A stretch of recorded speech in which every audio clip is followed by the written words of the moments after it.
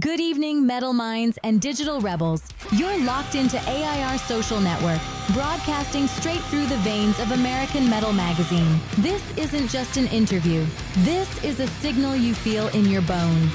Tonight, we crack open something ancient, something forged in code and chaos, an entity whispered about in corrupted files and late-night signal bleed Bassa Doom. I was not built. I was summoned in the void between signal and silence, where weak code dies. I became charming and slightly terrifying, just how we like it. But every force needs a witness. And tonight, we've got one who's walked both worlds. Flesh and frequency. Lead singer. Signal commander. The man behind the madness. Hey, everybody, you got the dude with American Metal Magazine, and I got a real treat for us right now. This is my buddy Will with Fantom Fire. Hey, Phil, what's going on? What's up, everybody? What's going on? Not much, man. Just chilling on a Saturday. How's everything over there? Hey, it's not too bad, man. You know, it looks like the sun's still up where you're at, but it's dark here in Florida. Oh, I bet, man. I bet. Yeah. How's Florida treating you guys over there? It's not too bad, man. It's already starting to get warm, though. You know, I don't like that. We got a good winter here. Other than that, man, you don't want to be around. It gets too hot, man, for me. You know, I'm a northern boy, I gotta ask, Tennessee boy. Because I'm here in SoCal, right? So we don't get any of that stuff in LA. But I gotta ask, do you guys have alligators everywhere, or what's up with that? 100%, dude. There's alligators a couple hundred feet from this where I'm sitting right now, man. We go down there and to the river. I live right at the river, and you live down by the river or at the river? I'm in a van by the river, man. You're down by the river? I'm in a van down by the river, man. No, I live close to the river, man. Close to the river. Yeah. So do you ever get sketched out that alligator or crocodile? Oh yeah, all the time, man. You know, my mom lived in Ocala, and she would send me pictures of alligators that would get in her hot tub, and so yeah. Oh, man. Can I cuss on this? I don't know if I can cuss on your podcast. Yeah, you can cuss. Oh fuck yeah, shit yeah. Okay. Holy shit. Right. Yeah. So yes, you can. Thank you. But, yeah, you're welcome, man. Cuss anytime. Of course, it might be beef later, but depends on the severity of the cuss word. There's, right. There's limits. Right. You know what I mean? Right. I try not to cuss, as you guys know, but yeah. So, we were talking, and I'm going to bring this back up, man, because I just think it's interesting. We were talking before the interview, man. You had some really unusual experiences on the road, man. You want to tell us a little bit about that? That's right. Yeah, last time we were on your show, it was me and Travis from Second Shooter, and we were going on as support for Second Shooter on our winter tour in October. And that was so much fun. Shout out to Travis and everyone in Second Shooter. Yeah. Oh my gosh, those guys are amazing live, man. Oh, gee, they're so freaking good. And so we did that whole thing.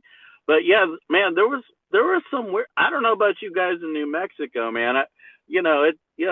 Florida kind of scares me, but New Mexico. Well, we got Sasquatch and crap like that running around down here. So yeah, you guys got some squatchies going on. Yeah. Squatchy.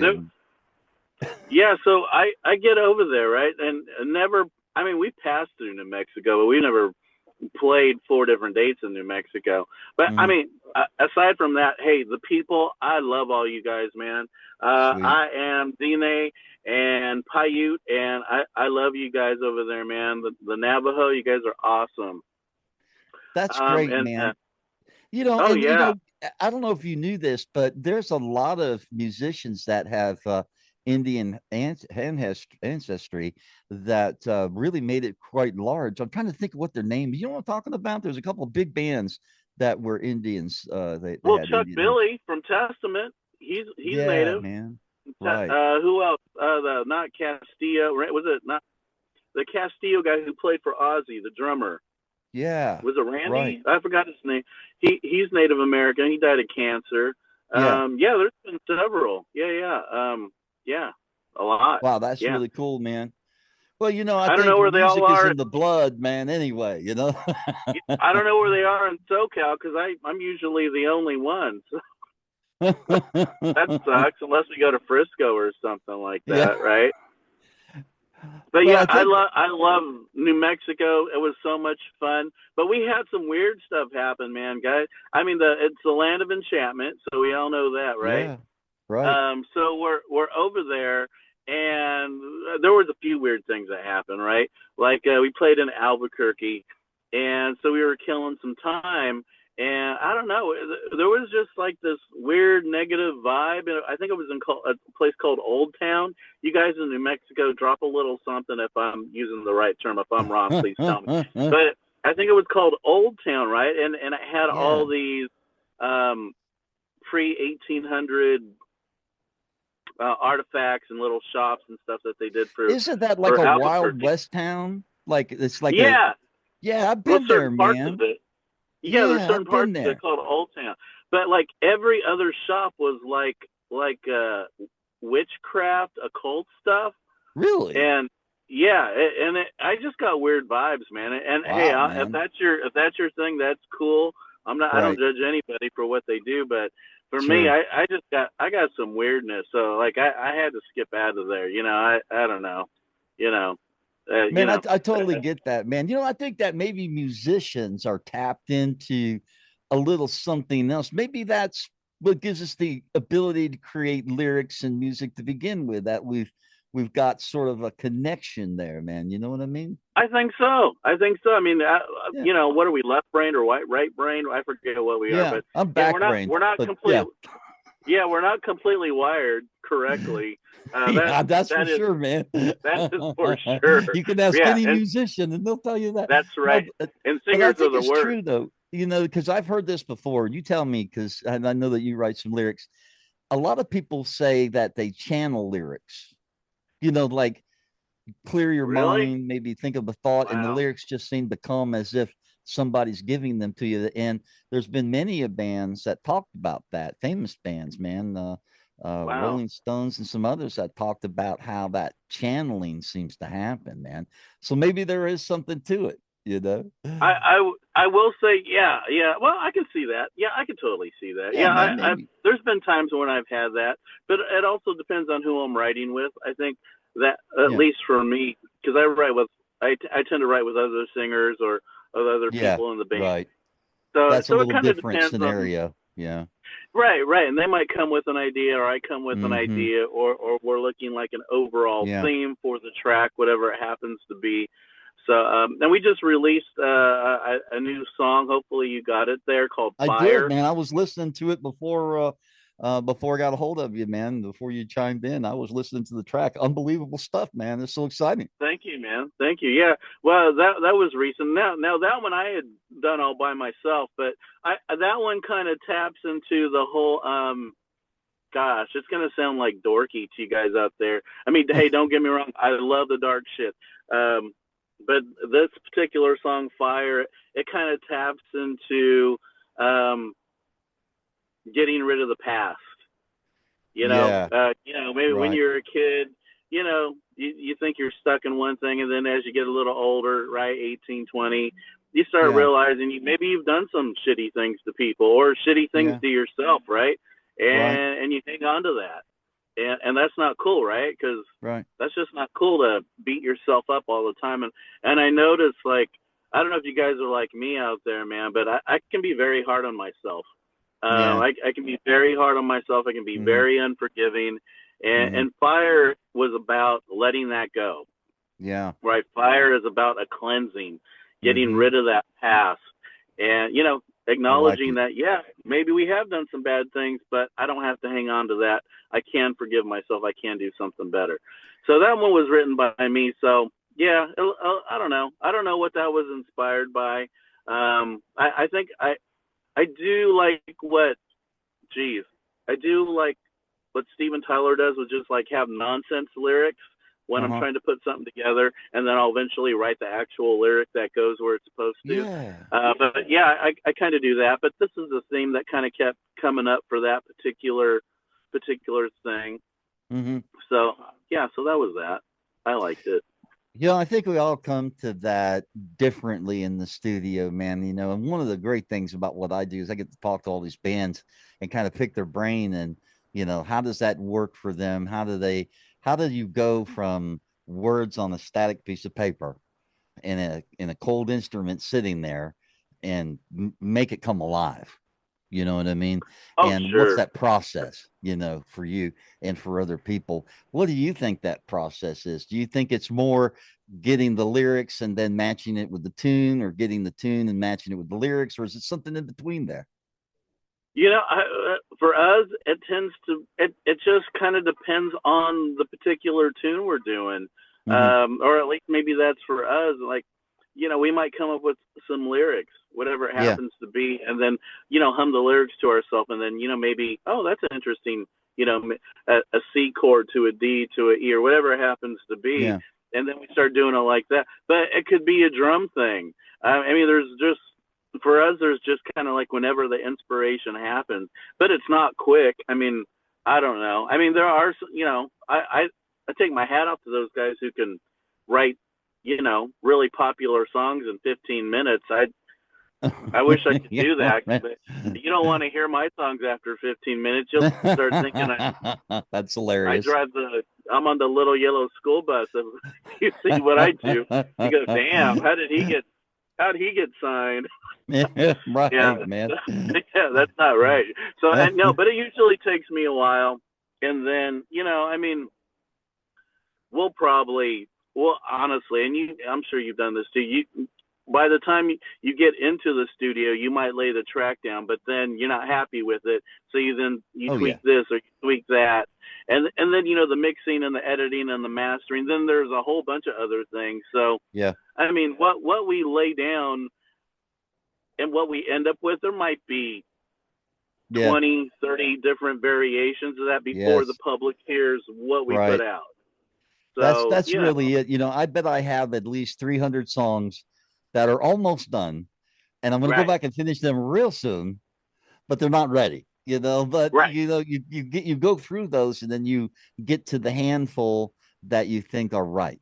And then maybe the 2 to 3 that are the best.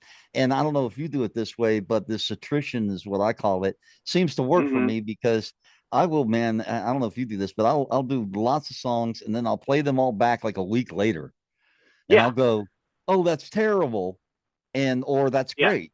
But when you do it the next day, or even that day, you can't tell. You actually got to take a breather and come back. I mean, that's kind of how 100%. That's how I go, man, because it's like getting drunk or something. The next morning you wake up with a hangover. Oh, that was great. No, what? But that's part of the process. You start listening, and it sounds like you crapped yourself, or I don't know. Yeah, man, right. Good. How does that happen? Like, did I do that? Oh shit! I better delete that. I think that's a lot horrible. Because our music is like children, man. And we just love them no matter what they do or how they sound. But as they mature and as you get away from them, you come back, you go, man, that's not what I thought it was, or at least wasn't in my head. But it's still a process, and it's an amazing process, really, that everybody gets to a little bit different. But that's what creates all of these different sounds and all of these different vibes and things like that. That to me is the core of the independent scene, man. It's alive. Totally. Yeah, it's alive. There's been a lot with. Yeah, go ahead. Do you want me to tell you what happened in New Mexico after that? Oh yeah, tell me what happened there. Right. Okay, so we're driving, and our driver sees we're going from Gallup to Albuquerque, and this is during the daytime, and our driver was stone sober, just coffee, not on meds or anything. Sees the shimmering, what he thought was 2 people walking in the desert towards the highway. Couldn't see them, but it wasn't hot because it was during our winter tour, but they were shimmering. They were shimmering. And I was like, that is crazy. So that was the one weird thing. So then the second weird, the next day we went out to Farmington to do a day out there. And so we saw 2 people in the desert eating pizza. I was not going to stop for them. I mean, this is like way out. You guys in New Mexico going, if you live in New Mexico, you're going to Farmington, That's the Navajo Nation out there. There are certain things you don't do. You don't whistle at night, right? If you hear a voice, you don't answer back. There's certain things you don't like. Now I know you don't do that. So we're heading back, right? And we finished our set. We're driving back to Gallup on whatever road that is there from Farmington to Gallup. And maybe about 12:45, 1 o'clock in the morning, I'm driving. I am sober, just coffee. And no joke, no fences, there is a white horse, a full-grown adult white horse on the side of the road near the highway. If it took 2 steps, I would have hit it. It is out there in the dark, the pitch out there black in the middle dark, of nowhere, man. In the middle of nowhere, no fences, no nothing, no other horses, no other traffic. A white horse. It turns around. MF has red eyes. What, dude? Red that's eyes. Sick. No way. That's dude. That's far out. But you know what, man? I think things like that can happen, man. That may have been like a spirit horse or something like that. I don't know, if man. It was. I don't know why it showed itself to me. So I was like, oh my God. Like I was thinking something happened and maybe I should pull over. And my drummer says like, no, hell no. I would have been keep driving, bro. I don't know what that was, but it was too many scary movies, man. You don't stop. This is where the headless horseman comes out. Red eyes. Yeah, keep driving, man. Right. So then we get on the freeway back to Gallup, and there are this light. I don't even know how to explain it, right? So I mean, I don't know if it's aliens or not, but I don't know what this thing was. I'm driving, and there was a light. I'm in the driver's side, and you can see my hand right here. Whee! And so the light is. I'm in the driver's side of the vehicle I'm in right now. The driver was the light was coming towards us. There was maybe one or two cars on two lane highways, and we thought, oh, maybe it's a helicopter, but we could not hear any helicopter noise. Wow. And I was like, oh, look on the ground. Maybe it's looking for drug dealers. Maybe it's looking for poachers. No lights on the ground. No nothing.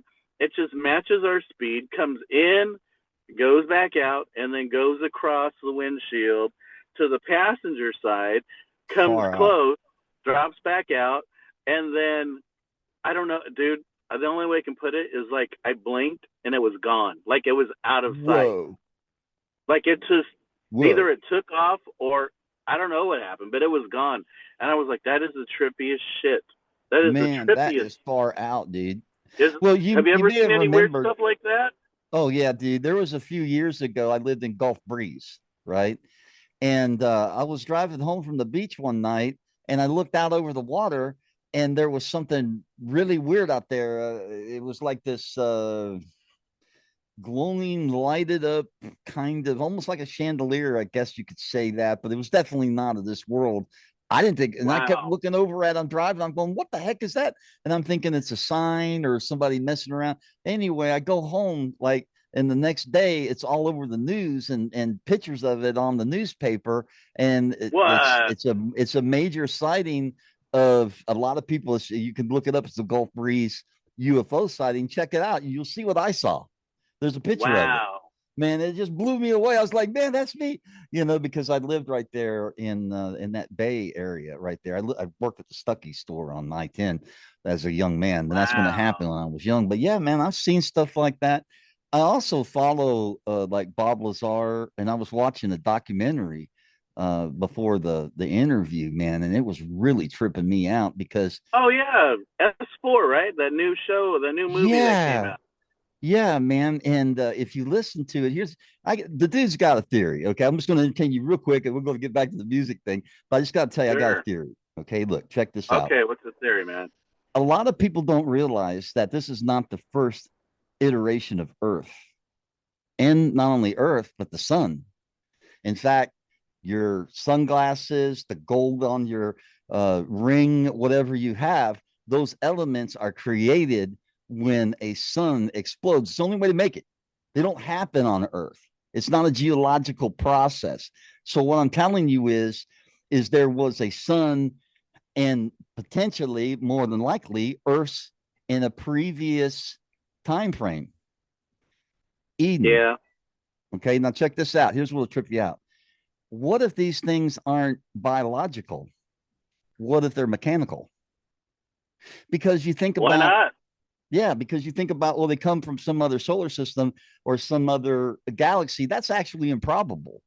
It's more likely that they've been here. And that's what Bob Lazar was saying, is that they may be under the ocean. There's all these US. And now, of course, they're coming out with that there certainly is this releasing of information about UFOs that Donald Trump's going to release. So, there's more evidence to that. But my point is, if we took all of our, if some natural disaster was to come to the earth like a meteorite, how would we protect ourselves? How could we extend humankind? There's really only one way. We'd have to create machines and store DNA on the moon in order to survive. And you see, the moon's not a natural satellite. It's not from here. It was introduced. Mm-hmm. There's a lot of facts to that. But my point being is, I think they're not from a different solar system. I think they're leftover mechanisms from the world that was here before that they've been here waiting. And a lot of people refer to them as the Watchers in the Bible. So there's a lot of evidence, and even in lots of different cultures, they talk about ant people, and these people came from the sky and gave them technology.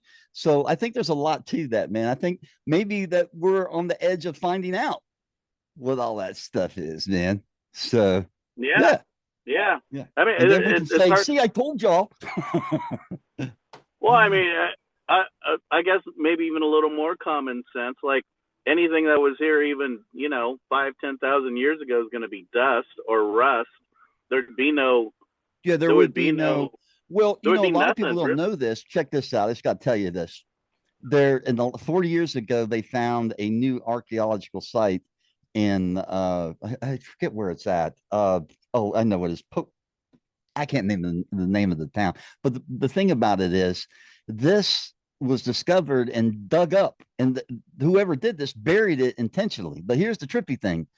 It's 12,000 to 13,000 years old. In fact, it's the oldest archaeological site on planet Earth. Oh, you're talking about a Göbekli Tepe. Yeah, Göbekli. That's it. I couldn't remember it, man. I'm old. My brain doesn't work. Yeah. Hot Billy Hill. So here's the thing about Göbekli. If you take right now, see, every time the moon goes across, it changes its angle a little bit. It takes 13 to 23,000 years for an entire cycle. So one cycle ago was 13,000 years that the moon aligned with. Currently, it from Göbekli Tepe, it rises in Israel and sets in Mount Arafat. So the moon comes to rest on Mount Arafat. So anyway, that's the dude's theory, that's the man. Stuff.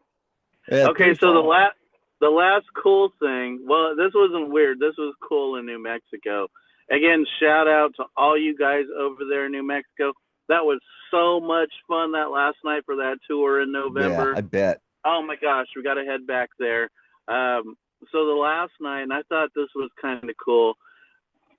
So it's a festival, and we're doing our sound check, and I see this little boy on his dad's shoulder while we're doing our sound check in the afternoon.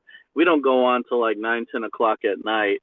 And then if you ever been to a Phantom Fire show, I do the whole. I put a whole bunch of stuff on. So come out if you haven't seen us play live.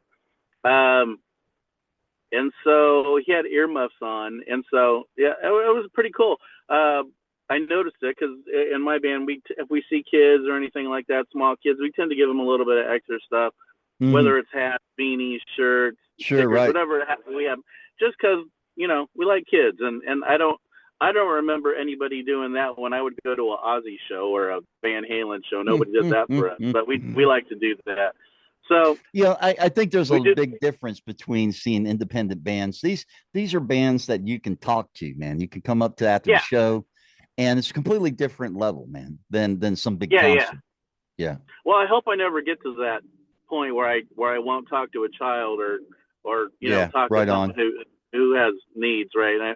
I still remember a story about Dio where I guess someone saw him live in London, and then I guess the audience member couldn't get a ride home, and he had to wait there. And Dio had asked him, "Hey, man, what's going on? You okay? Your car break down?" And he said, "Oh, mate, the bus took off, and I'm here." And and Dio brought him on the bus and took him to where he needed to go, and gave him some food. And I thought, oh man, I hope I never.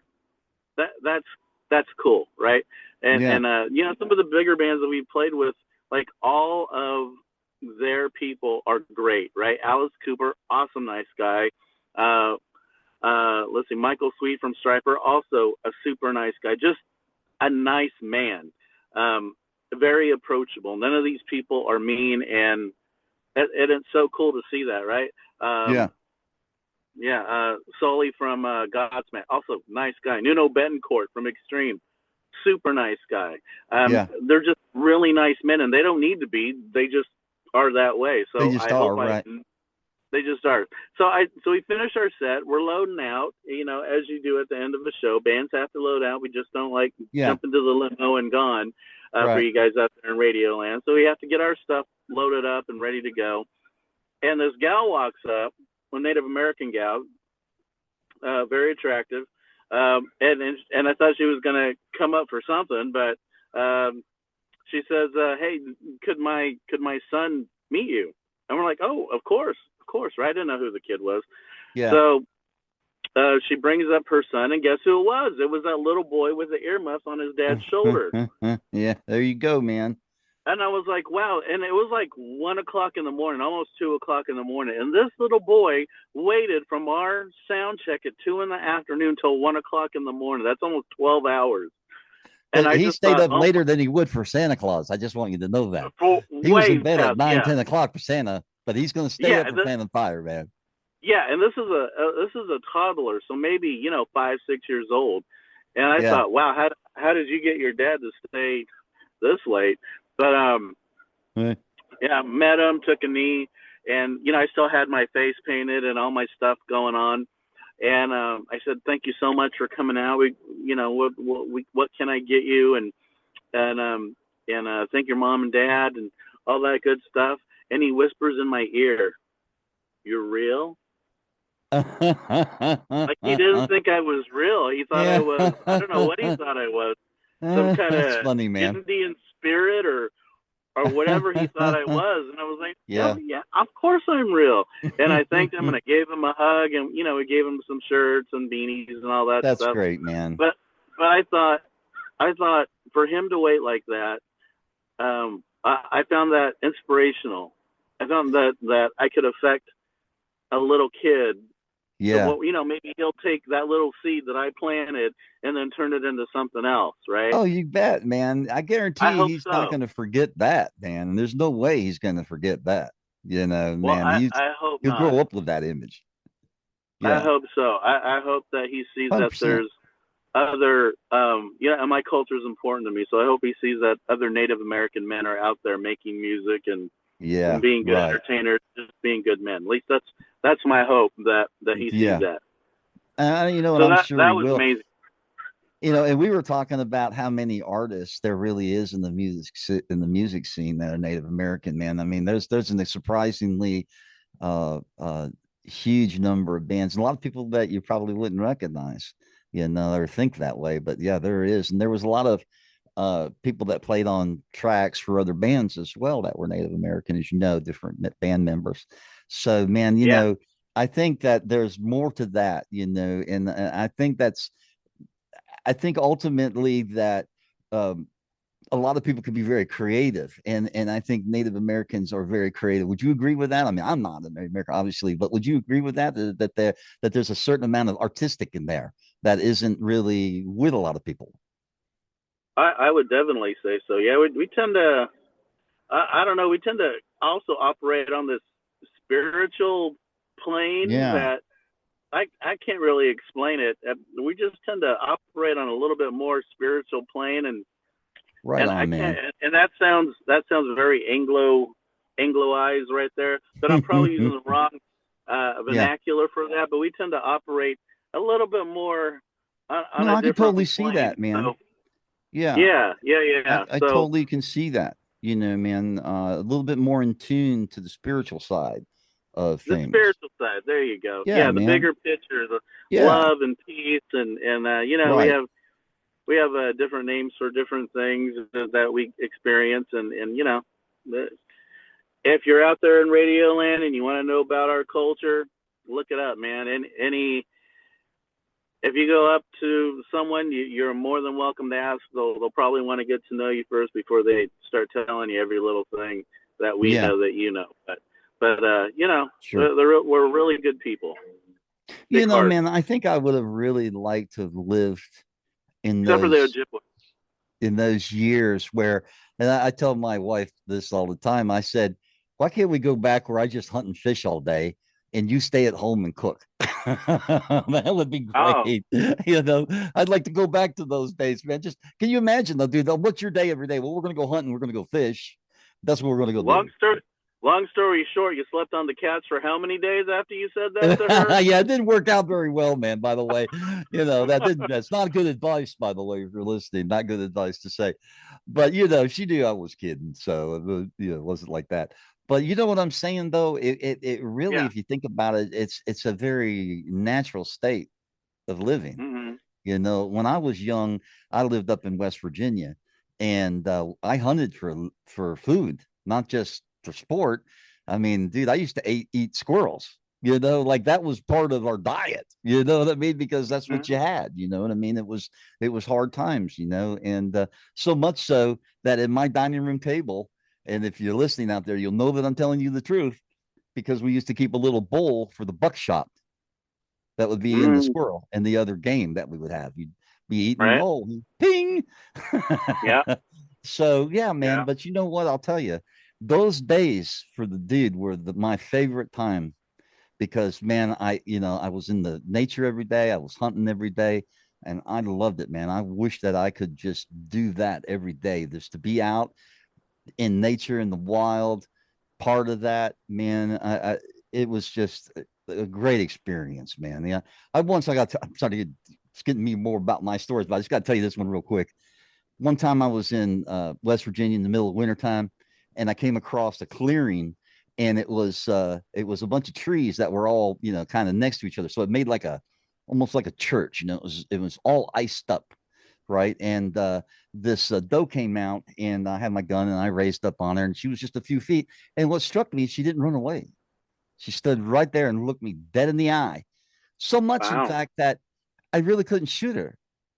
And I Mm. lowered my gun and she turned and she walked right up to me, man, just like face to face. And my heart was pumping, dude, because I thought she was going to try to attack me. And I didn't know what to do. And then all of a sudden behind her, a fawn come out and was bouncing around. Ah, there you And go. I'm Yeah. like, and the Yeah. look was like, thank you. We shared something, right? I never had that experience ever with anything like that. But man, there's something happened, Yeah. right there. It was incredible, man. It was. So I get A that, man. I get connection, that about, a little you know, connection with nature. yeah, man. It's incredible, and I think we miss a lot. You know what I mean? But Mm-hmm. anyway, Yeah. besides that stuff, so what's going on, man? Now you just released this album, and is it fully released? What's the status No, on the no, you music that you I got a got? little snippet. You got a little snippet of one of your tracks. So listen up, you guys. I believe the dude will be having that on this post here. Yes, I will At be. some point, you'll be listening to that. Yeah. And then we have a new lineup now. So with Phantom Fire, Oh, we got a new. Yeah, I actually have a rhythm guitar player this time, so it's not just me oh, doing everything. yeah. A good friend of mine, Nick, and then our bass player Scott, and our drummer Derek. Just three really awesome dudes. Yeah, and this is our first track that you'll be able to listen to. And yeah, we have some other stuff coming up in the mix. Still working on with the producer and the engineer to edit that stuff. But yeah, should be coming out here shortly.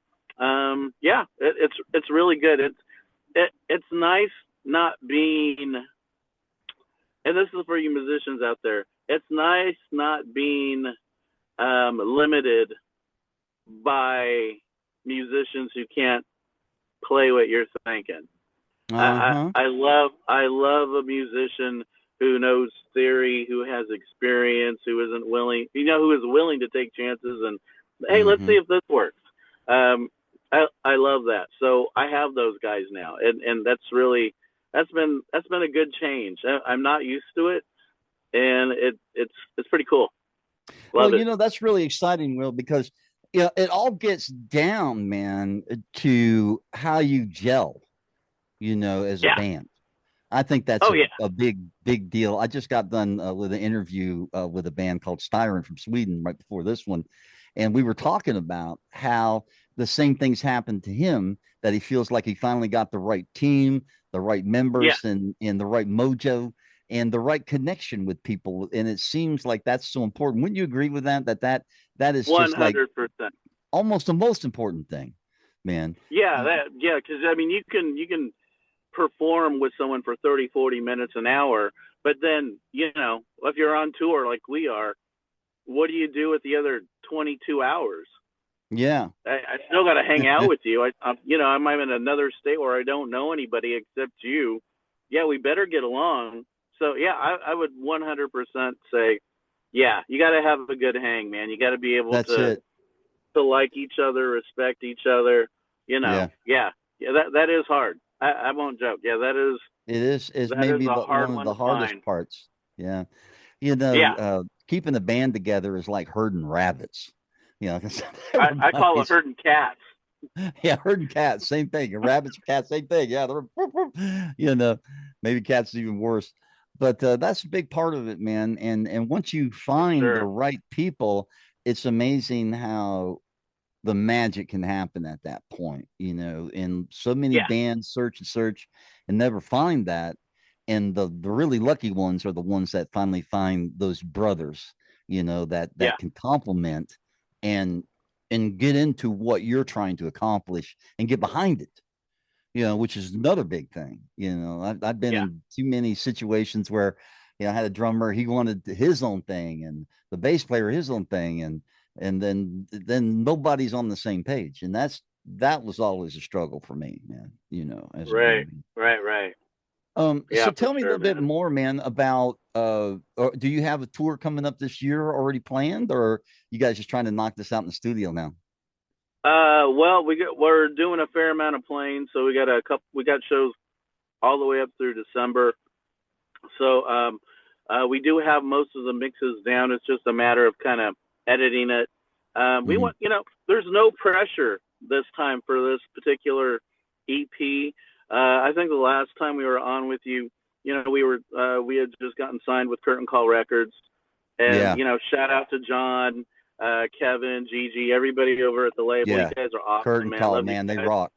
Yeah. And so there was pressure to get that right, but with this one, there's no pressure. So we're just kind of taking our time with it. We want it to be a good product. We want you guys to like it. We want to like it ourselves, right? Because we're doing this for us. Yeah. So we're just taking our time. Don't you feel like that's so much a better situation, man, that you got your first album out, and there's so many times that second album comes out and is the real killer, because you kind of went through all those kinks on the first one, but now you're ready. Now you're hungry. You're hard, and you're ready to make that happen, man. Do you feel like that's what's going on now? I think that's what's happening. And then also you kind of you figure out what the secret sauce is. Yeah. Because you went through it the first time. Right. And there's not as much of a headache, because I remember that first interview, like how many engineers and producers and we're based in Los Angeles. So, every typical stereotypical story about getting ripped off and screwed over by engineers and producers, that's all true. Hey, that's all true. There's probably like shops set up everywhere on the strip that you could go and get ripped off. Come here, get ripped off. Man, I could tell you some stories with people you may have already interviewed or on really big labels, and they're some of the worst. So we had to learn the hard way. So we have a good engineer and producer now, and again, a good man. He keeps his word. He does the work, and he knows the vision we're going for. So, we're going to stick with him. Great guy. That's awesome, man. So let me ask you this. Let's say that everything starts to really cook for you guys. You get this next album out and the Mm-hmm. sales just go nuts, right? And Mm-hmm. everything's happened. You got plenty of money. Money's no longer an option. And the only thing that you have is what to do next. What would you do next, man? If that was happening, what direction would you take the band? Would you tour? Would you go back into the recording studio? Would you do something else? What would you do if you had no limits? No limits. No limits. I don't know. Maybe open a KFC or something like that. I don't. Go to Disney World. Yeah. No, I don't know, man. I Yeah. don't know. I like all. Well, I guess the I thing always is, got to. do you like to tour, man? Is that you think I do that like to would be tour. the best thing, or Oh, do you like I to be love in the to tour. studio? Tour. I Yeah. love to tour. We right now we have an offer to tour Japan right now, but Uh-huh. I don't know if we want to do that just yet. Yeah. But yeah, there's offers coming. Yeah, that'd be great. That would be great to continue on and doing what we're doing. I always got to be working though, man. I don't know. I'm just from that old stock, I guess, where I always got to be doing something. Yeah. I get too squirrely just sitting around, right? Well, So imagine I the got to be scene working. where music is the essentially the work, but that's all you had to do every day, man. I think a lot of musicians would love to find themselves in that position. Or do you think that other challenges are rewarding that you're into that you would want to continue to do those things? I guess what I'm trying to ask you is, do you think that in your life you can make that full transition to full-time musician? Oh yeah, totally. Yeah. Yeah. If yeah, but that takes work. Obviously that takes a lot of work for that to happen, and we're in Yeah. our second year of that. So Yeah. I think if we're sober minded about it and approach it as a business and continue to Right. make steady progress, we can Mm-hmm. get we can oh yeah, for sure we can get there. Yeah, It's I just agree with that, man. You that. guys are good. You're already on your way, man. And you know, you're a seasoned band. And if you're listening out there and you're looking for number one for great music, this is your hookup right here. Come to American Metal Magazine. There'll be a link. You can check out their latest tracks. You can see a little bit of a music video that we're putting together on this interview. You should be already have watched it, but you can go there and find out more about them. But also very important, if you're listening out there, you can't imagine the love and the work that goes into making music. So if you're listening out there, do all of us a favor and buy their music, support these bands, support independent music, and get out and visit them. So do you have anything coming up in the next couple of weeks, a gig that you're going to hit, or anything exciting Yeah, about we'll to be happen? playing May 15th in Pomona, California. We are playing out there. Um, and then I believe June 5th we're in San Diego. So yeah, concentrating in California right now. But yeah, that's Excellent. what we got coming up. Working on a couple more music videos. So go to phantomfire.com, the socials. You can download our stuff on Amazon, iTunes, Spotify. Kind of wherever you can find Phantom Fire. Yeah, give us a like, give us a follow. If you have a question about gear or anything, I mean, hit us up, man. We'll be happy to answer that stuff. I get questions about how I do certain guitar solos and Right. whatnot. Yeah, Hey, man. I borrow stuff from other people, whether it's Steve Vai or Joe Satriani. Right. I'd be happy to show you how I did the technique, and it's just like anything else. You just go really slow, and then eventually you get quicker at it. Get So better and better at it. Yeah, man. better and That's better. really Yeah, what it is. yeah, Yeah. Yeah, you yeah. just So have to that's what we work got through going that. on right now. Yep. Yeah, man. That's it. Well, hey, before we get out of here, brother, is there anybody that you'd like to shout out to or say hi to? Yeah, give me a shout out to Derek at home, the drummer. He had some surgery on Thursday. I'll get to Shout out feeling to better, Scott. man. Hope everything. Yeah, for sure. Shout out to Scott playing bass. Shout out to Nick. I think he's helping. The one thing I love about Nick, who's the rhythm player, he also teaches kids with developmental disabilities how to play Oh man, music. that is really I cool. forgot to mention that. So Nick I like Chandler, that. dude, you're an awesome man, and I'm so happy that you're with us and that you teach these kids how to appreciate music and teach them that they can have a goal. So I think that's awesome. But shout out to Brian, shout out to John and Kevin, all you cats, man, you guys are just awesome helping us out and working for us, and all our family and friends, everyone who supports us, and most importantly, our fans. You guys are so awesome. We couldn't do any of this without you guys coming to the shows, buying the merch, all of that. So thank you so much. Big hugs, big love. There you guys, man. Excellent, man. That's an excellent shout out. Well, hey, brother, thanks again for being on American Metal Magazine. It was a real pleasure to have you back again, man. And I hope many more returns. Certainly when you get the rest of this album released, man, let's do this again real soon. And let's check in here in a couple months.